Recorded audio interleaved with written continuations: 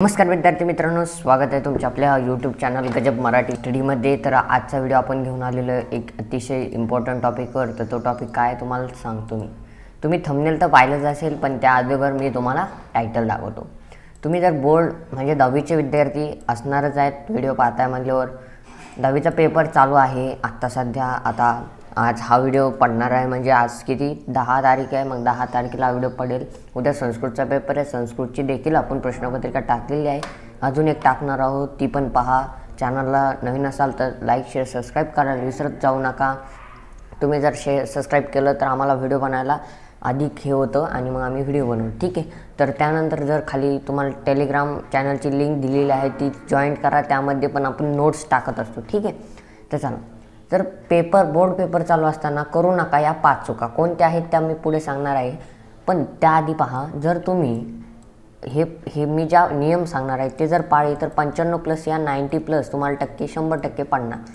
तर गजब मराठीला सबस्क्राईब करा। पुढील प्रमाणे नियम आहेत, पहा। आता पहिला नियम, पेपरला वेळ असला तरी वेळ वाया घालू नये। आता पहा, 1 तारखेला समजा 1 मार्चला मराठीचा पेपर झालेला आहे, ठीक आहे। 7 मार्चला कोणता झालेला आहे, 7 मार्चला इंग्लिश झालेला आहे आणि डायरेक्ट 11 मार्चला, म्हणजे इथं किती गॅप होता, 6 दिवसाचा, इथे 3 दिवसाचा, म्हणजे इथे 3 दिवस, इथं 6 दिवस, म्हणजे असे 9 दिवस तुमचे मध्ये होते। त्यामध्ये तुम्ही अवघड विषयाचा अभ्यास केला असेल आणि जरी नसेल केला तर इथून पुढे करा। आता मध्ये 11, 12, 13 लगेच पेपर आहे, जो एवढा गॅप होता तो इथं तुम्ही भरून काढला असता, पण जाऊ द्या। आता पुढे मग भरपूर गॅप येत असा तर त्याच्यात तुम्ही तो भरू शकता, ठीक आहे। त्यानंतर दुसरा नियम काय आहे पहा, या ठिकाणी मी दाखवतो। दुसरा नियम, त्या दिवशी म्हणजे ज्या दिवशी त्या पेपरची रिव्हिजन करा, त्या दिवशी त्या पेपरची आदल्या दिवशी रिव्हिजन करा। रिव्हिजनने काय होईल, एखादा टॉपिक तुमचा कच्चा राहिला असेल तर तो थोडा पक्का होऊन जाईल आणि त्याने तुम्हाला परीक्षेत फायदा होईल, ठीक आहे। तर ही रिव्हिजन केल्याने तुमचा देखील फायदा आहे आणि तुम्हाला अभ्यास करण्यास तुमचा वेळ देखील वेस्ट होणार नाही, ठीक आहे। आणि त्यानंतर 3 नंबरचा नियम आहे, मॅथ सायन्स 1 शॉट लेक्चर पहा, ठीक आहे मित्रांनो।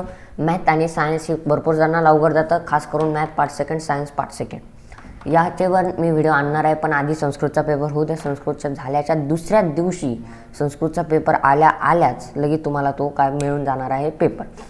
तर पहा विद्यार्थी मित्रांनो, या ठिकाणी तुम्हाला 1 शॉट लेक्चर म्हणजे काय, तर यूट्यूबला तुम्ही सर्च जरी केलं math part first 1 shot lecture, math part second 1 shot lecture standard 10, तरी तुम्हाला भरपूर लेक्चर येतील। हिंदीतून पहा, मराठीतून पहा, कोणतेही पहा।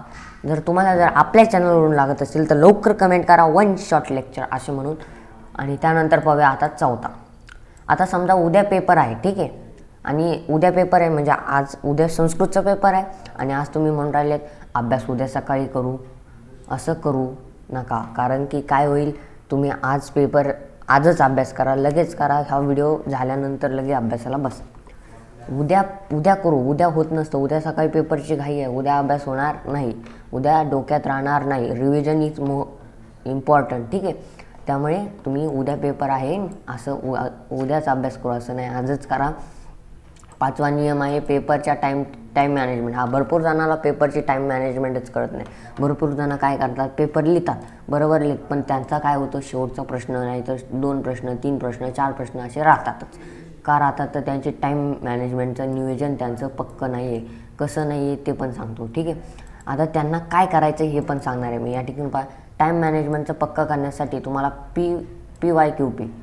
PYQP म्हणजे काय, तर प्रिव्हियस इयर क्वेश्चन पेपर चालू सॉल्व करा। म्हणजे आज समजा संस्कृतचा पेपर आहे, व्हिडिओ पहा किंवा मग तुमच्याकडे क्वेश्चन पेपर असतील तर ती सॉल्व करायचा प्रयत्न करा, जे अवघड टॉपिक आहेत, आणि त्याची रायटिंग करा। रायटिंग इज मोस्ट इम्पॉर्टंट, कारण की रायटिंग जर केली तुमचा स्पीड वेगाने वाढणार आहे। त्यामुळे PYQ मी कधी पण सांगत असतो, ठीक आहे, चालू सॉल्व करा। तर ह्या काही तुमच्या महत्त्वाच्या टिप होत्या, ज्या तुम्हाला मी आत्ता समजून सांगितलेल्या आहेत, आणि ह्या जर तुम्ही फॉलो केल्या तर 95+ म्हणजे तुम्ही जाणार 100%। असे पण जाणार आहेत, पण तुम्ही ह्या फॉलो करायला पाहिजे, कारण की ह्या मोस्ट इम्पॉर्टंट ट्रिक्स आहेत आणि तुम्ही जर ह्या फॉलो केले तर तुम्हाला माहिती आहे तुमचा फायदा आहे, माझा काहीच नाही। एवढ्या 5 ट्रिक्स होत्या, त्यानंतर हे काही नियम होते, आणि पुढचा व्हिडिओ आपण संस्कृत क्वेश्चन पेपरवरती आणणार आहोत। त्यासाठी चॅनलला सबस्क्राईब करून ठेवा, तसेच ह्या व्हिडिओला लाईक करा, तुमच्या मित्रांना शेअर करा। शेअर केल्याने त्यांनाही फायदा होईल आणि व्हिडिओ पाहिल्याबद्दल धन्यवाद. Thanks for watching.